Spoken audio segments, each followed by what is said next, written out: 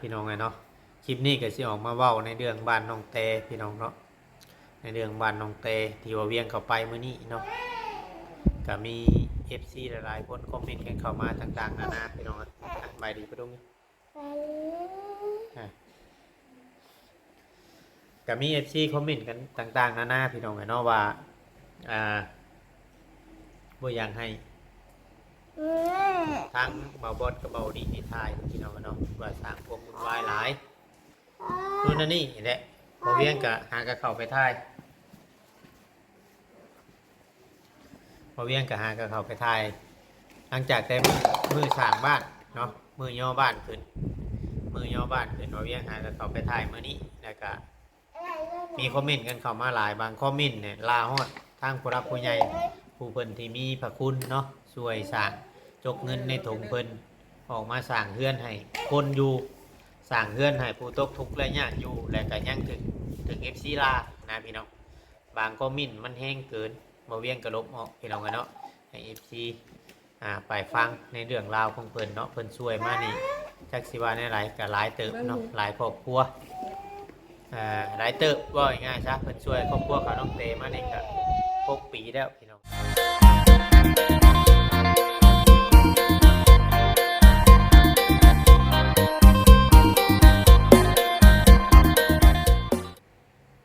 กับทักทายสบายดีพ่อแม่พี่น้อง FC กันเบิดทุกคนเพียงเนาะทางฝั่งลาวฝั่งไทยหรือว่าทางต่างประเทศพี่น้องเอ้ยFC ที่คอยเบิ่งคอยชมคลิปช่อง YouTube ของเราเวียงเนาะเพียงเนาะคือมืดแท้เนาะมันค่ำเลยคือว่าเนี่ยตรงไหนเนาะหลังจากที่เราเวียงมาแต่ถ่ายคลิปถ่ายหยังพี่น้องมื้อนี้ก็บ่ได้ไปทางไกลแต่ก็ให้ออกมาเฮ็ดคลิปหน่อยนึงพี่น้องเนาะ FC หลายๆคนเพิ่นก็ว่าจงหนวดจงเข้าในช่วงนี้พี่น้องนั่นก็วิทย์หลังจากวิทย์สงกรานต์เนาะเพียงเนาะวันนี้ทางวัวเวียงได้เที่ยวยังกับคนจงเขาแบบมาจะถ่ายคลิปทั้งบ้านทั้งเดือนของน้องเตคือโจรนะคือโจรแน่นอนหนึ่งโจรหนวดคือโจรบ้างมาจะถ่ายคลิปถ่ายอย่างแต่ทั้งบ้านทั้งเดือนของน้องเตเนาะพี่น้องเนาะวัวเวียงเองบ้านนี้มันค่ำแล้วทางวัวเวียงเองออกมาเฮ็ดคลิปน้อยนึงพี่น้องเนาะเพราะว่าตามเขาเบิ่งในคอมเมนต์นี่ก็มีกระแสหลายมากเข้ามาหลายพี่น้องเนาะมีกระแสหลายมากเข้ามาหลายแต่ก็FC บางคนก็ลาฮอดผู้ใหญ่พี่น้องเนาะลาฮอดผู้ใหญ่ผู้ที่เพิ่นชดช่วยเนาะเพียงเนาะที่เพิ่นช่วยทั้งเฮ็ดเฮือนน้องเตให้พี่น้องเนาะมันเป็นอันบ่งามหั่นนะพี่น้องมันเป็นอันมองงามแล้วก็ทำมาเวียงเองก็ตั้งแต่มือเนาะตั้งแต่มือย่อเฮือนเนาะตั้งแต่มือย่อเฮือนน้องเตขึ้นมาเวียงหากับเขาไปเมื่อนี้พี่น้องเนาะจะมีทางคอมเมนต์เนาะมีทางคอมเมนต์นะว่าผู้ใหญ่กระจอกแน่นอนนะนี่แหละพี่น้องแบบว่าหลายอย่างเนาะบางที่มันคอมเมนต์แห้งหลายแต่ทางมาเวียงก็ลบออกมีจังว่ากระจกเฮ็ดว่าเฮ็ดพ่อซัมเบิดแต่งบที่ขายเพื่อนน้องแต่มาช้างบางคอมเมนต์นะเดี๋ยวเวียงกระลบมองน้ำอันนี้บ่เวียงจะอธิบายให้ฟังเนาะพี่เนาะตามที่งบประมาณเพิ่นซื้อดินแล้วก็งบประมาณที่ผู้รับผู้ใหญ่สร้างขึ้นมานี่ตามที่เว้าดีเพิ่นแจ้งออกมาในคลิปนี่มันเกินมันก็เกินอยู่พี่น้องเนาะมันก็เกินอยู่กับที่ว่าทางผู้รับผู้ใหญ่เพิ่นสร้างเฮือนเนาะเพียงเนาะแล้วก็ทางอันบ่เวียงเองเข้าไปถ่ายมื้อนี้ก็มีคอมเมนต์กันเข้ามาว่าบ่อยากให้ทางบาอูดิบาบอสนี่เข้าไปถ่ายเนาะในเขตในบ้านในเฮือนของน้องเตนี่เนาะเพียงเนาะอันนี้ก็จักสิว่าแน่ไรพี่น้องเนาะในความเป็นจริงนั่นตัวนี้นะมันสบายดีFCก่อนเลยมันยังจะถามแปลงไงอาบน้ำบ่สบายดีFCไหมปลาดุ้งไหมใครนี่นะบอกปลาดุ้งแม่บอกชื่อแม่ฮะเมื่อนี้เจ้าอยู่เฮือนน้ำไผ่น้ำยาแม่เจ้าไปใช้เป็นยังไงไข่มดแดง ไปหาอาหารชั้นสูงบ่หลายๆบ่ได้จำได้30ผู้โอ้ตะพอได้แต่พอเจ้าไปยัง แบบนี้ ไปบายดีหาเงินบ่หาเงินซื้อนมบ่เอออ่ะกลับมาเฮือนอ่ะ สิ้นใจอ่ะหอมพ่อนะบายบายปะดุ้ง บ๊ายบาย ไผนี่ เร็ว บิวตี้โดย เลย อ่ากินฮอดเด้อปลาดุ้ง พอเรามาดู อืมนี่แหละพี่น้องเนาะกลับมาบ้านมาเฮือนกลับมานั่งนิดนั่งวัวแล้วก็อัดคลิปมาเพียงเนาะปกติกับทางมาเวียงเองกะที่บ่ค่อยอยากเฮ็ดอยากคลิปอยากเฮ็ดเว้าในคลิปแบบนี้เนาะแต่สิมาเว้าให้ FC เข้าใจ ในเรื่องนี้เนาะเพียงเนาะน้อยนึงบ่ง่ายๆซะในความคิดของเฮาอันนี้ก็ในความคิดของเฮาบางเทื่อบางทีบ่เวียงเองก็จะเป็นคนแบบเว้าตรงๆเนาะเว้าตรงๆตรงลายกับบางเทื่อจน FC บางคนก็ว่าเฮาเว้าหลายจนว่าเฮาเว้าวันนั่นพุ่นแหละเว้าในความคิดของเฮาแล้วก็มาเว้าให้ FC ฟังเนาะเห็นเนาะในเรื่องบ้านเรือนของน้องเตนี้ก็เพราะว่ามันมีดราม่าขึ้นมาแบบนั่นหั้นนะพี่น้อง FC เพิ่นลาฮอดผู้ใหญ่หั้นนะผู้ใหญ่ที่ผู้เพิ่นสร้างกัน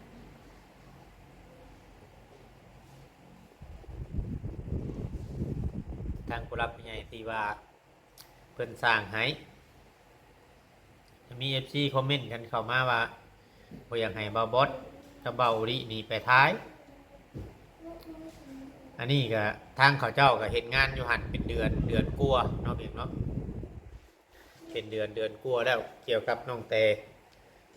แล้วก็ในการช่วยเหลือน้องเตนี่ก็มันก็ถือว่าเติมหนึงอยู่กับเขาเจ้าพนาพี่น้องเขาเจ้าก็ซอยแบบเต็มที่นะวันนี้เรื่องอันน้องตุ๊กนี่ก็เขาเจ้าก็ซอยตั้งแต่เริ่มคลอดลูกพี่น้องเนาะคลอดลูกเขาเจ้าเอาไปโรงพยาบาลเนาะเขาเจ้าเอาไปโรงพยาบาลบ่เวียงก็จนได้ไปน้ำนะพี่น้องบ่เวียงก็จนได้ไปน้ำแล้วก็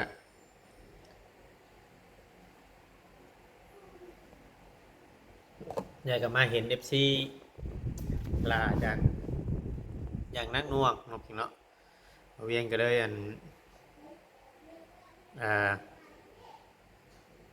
เขามาอธิบายให้พี่ฟังเนาะเพียงเนาะในเรื่องที่ผู้รักผู้ใหญ่เนาะผู้ใหญ่ผู้เพิ่นช่วยนี่คือทั้งเอื้อยจูดี้เพิ่นนี่เนาะผู้เพิ่นมีพระคุณแบบช่วยเขาน้องเตนี่ถือว่าเพิ่นช่วยหลายเด้ในความคิดของว่าเวียงนะถือว่าเพิ่นช่วยหลายตั้งแต่โลนๆมาเนาะก็อาจจะมีหลายคนหลายคนเนาะในครอบครัวของเพิ่นครอบครัวของน้องเตนี่ตั้งแต่รุ่นเขาบ่เตียงเขาไปช่วยแรกๆอาจจะมีหลายคนช่วยแต่ว่าคือทางเอื้อยจุดีนี่เราช่วยชื่อดินชื่อหยังเนาะจนเฮ็ดให้มีเขาน้องเตขึ้นมาปัจจุบันนี้แต่ก็ให้ FC นี่ผู้เข้ามาใหม่เนาะผู้เข้ามาใหม่แล้วก็ผู้ไปล่าเพิ่นเนาะอันนี้บ่เวียงแบบว่าบ่ได้ปกป้องแบบนู่นนั่นนี่หรอกแต่ว่าในความเป็นจริงเท่าที่บ่เวียงได้ไปฟังเรื่องราวที่ทางในบ้านเพิ่นร่วมกันในมื้อนั้นพี่น้องเนาะไปฟังเรื่องราวในบ้านเพิ่นร่วมกันแล้วก็ทางผู้รับผู้ใหญ่เนาะทางเอื้อยเพิ่นก็โทรมาร่วมกับในบ้าน จนให้มันเกิดตอนที่ว่าเกิดปัญหาวุ่นวายในตอนนั้นพี่น้องเนาะเกิดปัญหาวุ่นวายแบบว่าเฮ็ดให้ที่ตอนที่ช่วงน้องเตครับเรื่องสมบัติมันอย่างนี้ตอนนั้นเคลียร์เรื่องเพื่อนเรื่องอย่างนี้แหละตอนแรกนี่ตั้งแต่ผู้ใหญ่เพิ่นยังบ่ได้โทรเข้ามาตั้งแต่ผู้รักผู้ใหญ่เพิ่นยังบ่ได้โทรเข้ามาพัวพันแบบในเรื่องนี้นะตอนแรกๆนี่ตอนน้องเตเลิกกับเบาไล่ใหม่ๆเนาะก็สิขออนุญาตชื่อซะ น้องเตเราปฏิเสธแล้วในตอนนั้นนะเราคิดว่าเราจะพอเอาอย่างแล้วในเรื่องเพื่อนเรื่องอย่างนี้ได้ถ้าบอไล่อยู่ก็อยู่ไปแบบนี้นะพี่น้องถ้าบอไล่อยู่ก็อยู่ไปน้องเตนี่ก็คือว่าปฏิเสธแล้วบอเอาหยัง ก็ไปหาเริ่มต้นชีวิตใหม่เนาะบัดพอที่นี่แหละทางผู้รักผู้ใหญ่เพิ่นเลยยังคือเห็นเขาน้องติ๊กน้องมิกน้องตุ๊กนี่แหละพี่น้องเนาะทางผู้ใหญ่เพิ่นเลยดื้อฟื้นขึ้นมาอีกแล้วก็ชดช่วยเขามาอีกเทื่อนึงเนาะแล้วก็ให้ทางทีมงานเขาบ่เตียงบ่หยังแล้วก็ยูทูบเบอร์หลายๆคนหลายๆท่านเขาไปเจรจาเรื่องนี้เขาไปคุยเรื่องนี้เนาะทางเลยจุดีนะเขาไปคุยเรื่องนี้แต่ให้มันเล้วจังได้เขาไปคุยบ่เวียงอยู่ในเหตุการณ์เมื่อนั้นนั่นบ่เวียงได้ไปฟังเพิ่นเว้านั่นแต่ว่าสิมีแค่บ่เตรียมผู้เดียวถ่ายคลิปในมือทีในบ้านเพิ่นลบกันในขั้นตอนตัวนั้นเนาะบ่เวียงก็ได้เข้าไปฟังเนาะเรื่องราวนู่นนั่นนี่แต่ก็เข้าใจทางผู้รักผู้ใหญ่เพิ่นเนาะเพิ่นก็ช่วยเขามาหลายแต่เฮาสิเว้าหลายก็บ่ได้คือทางเฮานี่ก็หาก็ฮู้จักเฮาก็ YouTube เฮาหาก็เฮ็ดน้ำหลังหมู่พี่น้องเนาะเฮาสิเว้าเกินก็บ่ได้เว้าหลายก็บ่ได้แต่ก็FC หลายๆคนเพิ่นว่าทางเอื้อยเพิ่นนี่บ่เฮ็ดนู่นนั่นนี่บ่แม่นเนาะพี่น้องเนาะถ้าว่าเพิ่นกระจอกนู่นนั่นนี่เพิ่นก็คือสิบ่อยากช่วยกลับให้มาอีกนี่แหละบ่เวียงเชื่อแค่ว่าแบบว่าเชื่อแค่ว่าแบบว่านั่นเนาะ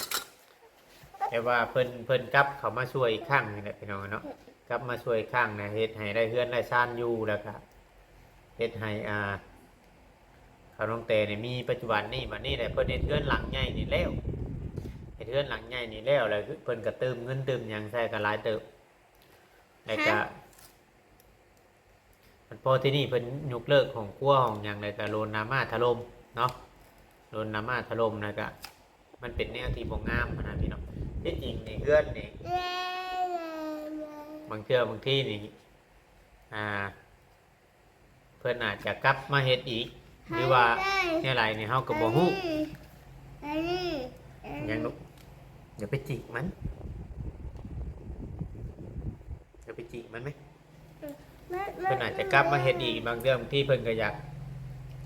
ปรับเปลี่ยนให้เขาน้องเตเป็นแนวใดให้ได้พี่น้องเนาะแต่เฮาก็บ่ฮู้นำเพิ่นแล้วก็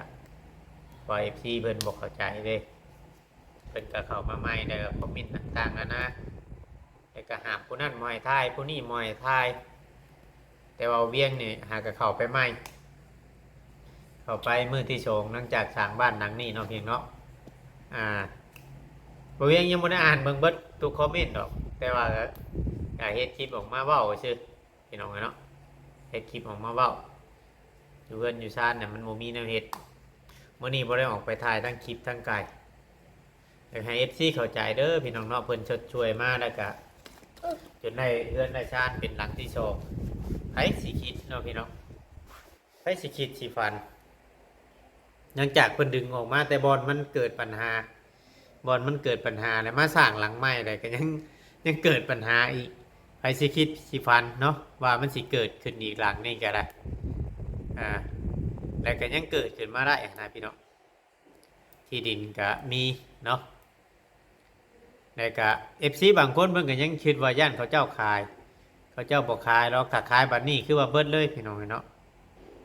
ถ้าขายบัดนี้คือว่าเบิดเลยบ่มีบ่อนอยู่แล้วก็มีแต่ว่าเพิ่นเฮ็ดให้คักแล้วเฮ็ดให้งามแล้วก็มีแต่ว่าขอแค่ว่าน้องเตดูแลไร่ทำความสะอาดหรือว่ารู้มันเนาะขยันมันเพียรในบ้านในเฮือนเนาะเพียงเนาะในข่าวของที่ทางผู้รักผู้ใหญ่ชื่อให้ในส่วนเรื่องผู้ใหญ่สิเข้ามาเพิ่มเติมหรือว่าผู้ใหญ่สิเข้ามาต่อนี่ก็เฮาก็บ่ฮู้เนาะว่าเป็นผู้ใหญ่ทางใดแล้วก็เพิ่นเข้ามาช่วยหลายๆคนเนาะ เพิ่มเติมแต่ว่าทางเอื้อยเพิ่นนี่ก็คือว่าเพิ่นช่วยมานี่ก็6ปีแล้วตั้งแต่ YouTube เกิดใหม่ๆ5-6ปีแล้วพี่น้องเนาะเพิ่นก็เบิ่งคักในเพิ่นก็ฮู้จักว่าเขาเป็นแบบไรพี่น้องเนาะแต่เพิ่นก็ยังอยากช่วยอ่า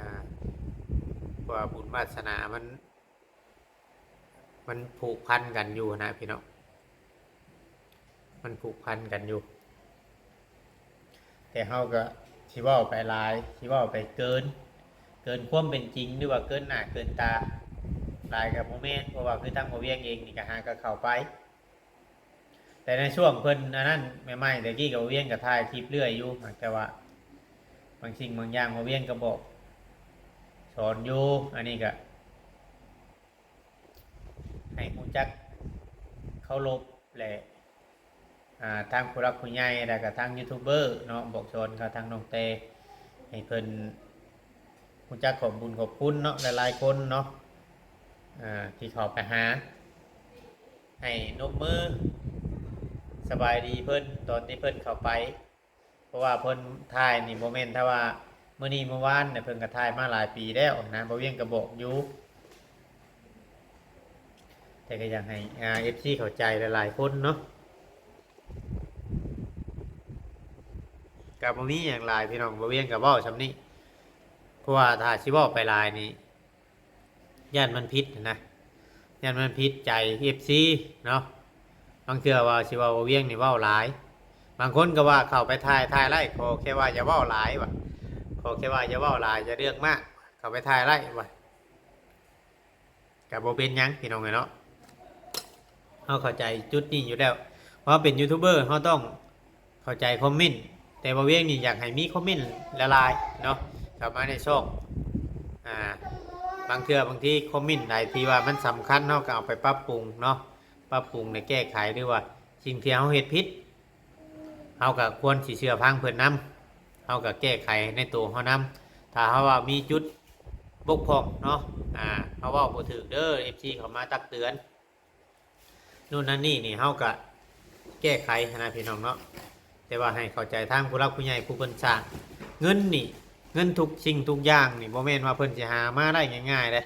เพิ่นหามาก็หาเงินก็ค่อนข้างลำบากแบบเดียวกับที่ว่าเวียงไปเฮ็ดเฮือนอยู่เฮือนพ่อตู้โสมเนี่ยบาง FC ว่ะเขามาถ่ายชื่อเนาะแต่ละมื้อเห็นแต่ซาดินถมดินถึงบ่ได้เฮือนชานสิแล้วนู่นนั่นนี่เพราะว่าผู้รักผู้ใหญ่ผู้เพิ่นชดช่วยน่ะเพิ่นก็ยังหาเงินอยู่พี่น้องเอ้ยเนาะเฮาสิอยากได้ใจเฮานี่บ่ได้แล้วก็มาเวียงไทยก่อหน่อไม้มาเวียงท่วงหน่อไม้เพิ่นหลายก็ไว้ให้เจ้าของเฮือนเพิ่นกินนี่เด้อเฮ็ดหน่อไม้ได้สิอยากเอาเมื่อนู่นนั่นนี่หลายเพิ่นว่าเนาะไว้เจ้าของเฮือนเพิ่นกินแน่แทนที่หน่อไม้นี่บ่เวียงเอาเมื่อเอามาบ้านเอามาเทื่อเดียวพี่น้องเนาะเอามาเฮือนน่ะเอามาเทื่อเดียวแล้วก็ไปแต่ก่อนก็มีแต่ว่าเพิ่นแกงให้กินอยู่พุทธบางเทื่อนี่กับข้าวกับน้ำนี่บ่เวียงกันเนี้ยนับถือเพิ่นอยู่เนาะเพิ่นดีไปเห็นเฮาไปนี่ก็ย่านแต่เฮาบ่ได้กินข้าวย่านแต่เฮาบ่ได้กินข้าวกินน้ำเพิ่นหากับข้าวกับน้ำให้กินเฮาก็ยังเกรงใจบางเทื่อเฮาก็บ่ได้กินพี่น้องเนาะบางเทื่อเฮาก็ออกมาหากินอยู่ข้างนอกพี่ชื่อเฟอชื่อก๋วยเตี๋ยวมันยังกินไปแต่ก็อยากให้ FC หลายๆคนเข้าใจนี่เพราะว่าคอมเมนต์นี่เฮาสิห้ามกันห้ามบ่ได้บางเทื่อบางทีนี่เฮาบ่จักหยังเนาะไปเห็นคอมเมนต์ที่ว่าเวียงเฮ็ดคลิปออกมานี่เห็นคอมเมนต์เนี่ยแนวมันแห้งเกินว่าง่ายๆครับแห้งเกินบางทีนี่คนเฮ็ดกับคนบ่เฮ็ดนี่บ่เวียงบ่ฮู้เนาะเพราะว่าเฮาบ่จักเบิดเด้เฮาบ่จักเบิดทุกคนเด้พี่น้องที่คนที่เคยช่วยหรือคนที่บ่เคยช่วยในครอบครัวของเพิ่นนี่เฮาบ่ฮู้แล้วก็เฮาบ่ฮู้จักว่าไผเป็นไผเนาะก็เลยบ่ฮู้ว่าไผเว้าแน่ไผบ่เว้าแน่เนี่ยมันถึกมันต้องแบบนี้นะพี่น้องถ้าว่าผิดพลาดก็ต้องกราบขอโทษขออภัยนำเด้อพ่อแม่พี่น้อง FC เบิดทุกคนเนาะคลิปนี้ออกมา เนาะบ่เวียงกับบ่ฮู้จักว่า FC สิไปแนวไรแต่ว่าในคอมเมนต์มื้อนี้ก็หลายเติบอยู่ตัวไรมันบ่คักบ่เวียงก็ลบออกตัวไรมันแห้งเกินก็บ่เวียงก็ลบออกแต่ว่าอาจจะถูกใจแน่อาจจะบ่ถูกใจแน่ก็อาจจะมีพี่น้องเนาะสิ่งที่ว่าแนวใดก็คอมเมนต์กันเข้ามาได้สำหรับบ่เวียงเนาะบ่เวียงก็สิเอาไปปรับปรุงให้แก้ไขเบิดทุกอย่างพี่น้องเนาะแต่ว่า